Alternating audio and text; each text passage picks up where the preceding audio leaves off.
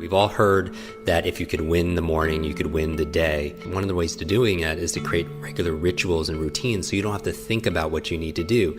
And if you could set up routines and habits, especially early in the day, you could benefit from this science and momentum and create positive momentum as opposed to being reactive, like how a lot of people do. They pick up their phone the first thing and they start reacting and driving distraction and reaction as opposed to proactively spending time with self-care and self-love and having a vision and a direction for your day. So let's get into it. Now, as I jump into this again, this is my ideal day. So sometimes I can't do all of this, but I could do as many as I can. So the first thing I do when I wake up is I recall my dreams.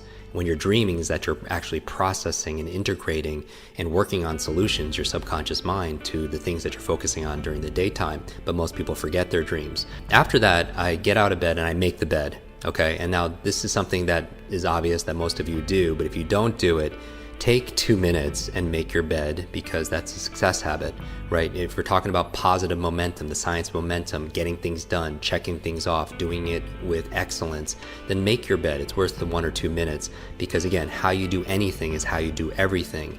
And to have a good check mark on something like making your bed is very powerful, because it teaches you to be able to do something really well in excellence like they do in the military. And the other benefit is when you come back at the end of the day, you come back to success. You come back to your bed already made. After that, what I'll do is I'll go into the kitchen and I'll have a tall glass of water, because we use a lot of water and most of us are very dehydrated at night.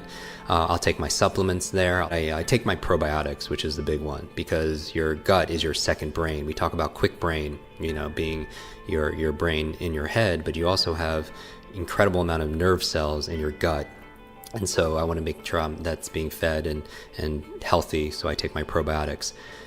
Then what I do is I do my breathing, right? I'm thinking about the things I'm focusing on here. I'm thinking about excellence. I'm thinking about hydration. I'm thinking about oxygen. Whatever your breathing technique is, I focus on breathing. So whether it's box breathing or alpha breathing, whether it's Wim Hof's method, I do a breathing technique because I want to fully oxygenate my body and my brain, which is obviously part of my body also as well.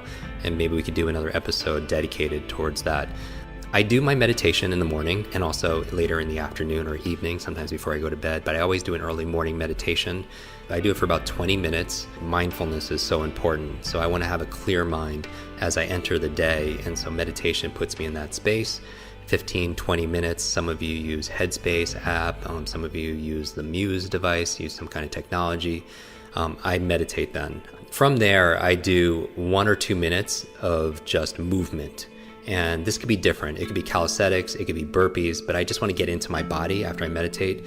And so I move my body pretty intensely for a couple minutes. And if I'm in a hotel room, maybe I'm just doing jumping jacks, but I'm doing crunches for 2 minutes straight. I'm just waking my body. That is not my exercise for the day. It's just for me to get my heart rate beating and getting some movement in my body. From there, I take a shower, and it's cold shower. And I do believe in cold therapy.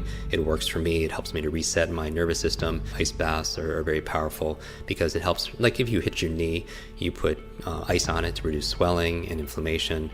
Cold therapy is a very powerful way of resetting your nervous system and reducing inflammation. So I take a cold shower. When I get out, I go through my normal routine, right, of shaving and brush my teeth, all that good stuff.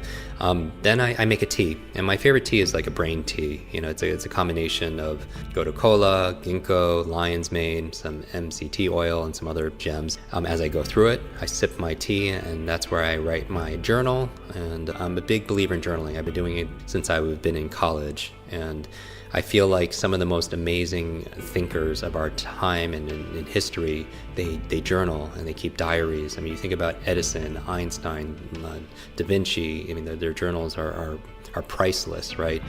From there, right from journaling, since I'm writing, and I like writing. There's a lot of studies saying that handwriting is better than actually typing. Then, since I'm writing already, I'm going to my to-do list. And we all have most of us have an ongoing to-do list of things that we need to get done. For me, the big thing is I just want to be able to accomplish, as a total win, 3 things for work and 3 things personally. And they don't have to be all epic big things, but I just feel like that if I could get 3 of my work goals done on my to-do list and 3 of my personal things to do, then it's been a great day. And it's kind of like my friend Clay Hebert talks about a champagne moment. It's like your champagne moment when you're looking back at the end of the day saying, yes, today was a great day. Today I crushed it. Today I won.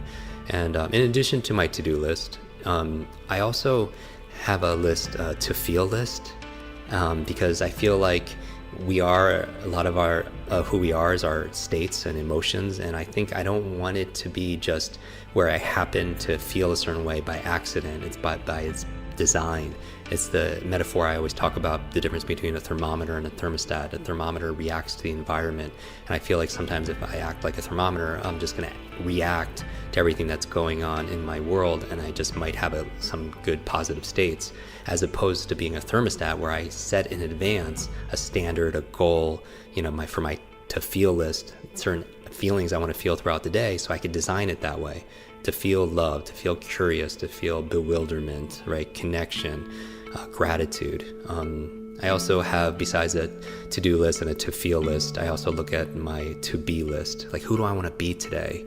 And, do I want to be a good partner? Do I want to be a good friend and a good leader, a good teacher, a good coach? I feel into what I want to be that day. Because it's not just about, it's kind of cliche, but there's a truth to it. We're not human doings, right? We're human beings. So who do I want to be today?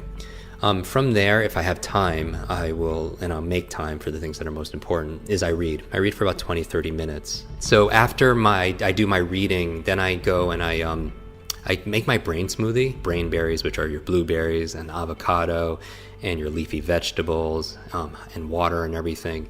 And when I'm done with that smoothie, I go through my brain training in one of our quick learning online programs at quicklearning.com. We have an online speed reading course, online memory course, thinking course, academic success course. That's where I do my brain training. And I like to do it in the morning because I want to jumpstart my brain, my mind, if you will, and also my body. And that's the goal for me, in that focusing in the morning. So after I do certain brain trainings, which are all in our programs, then I really start my day.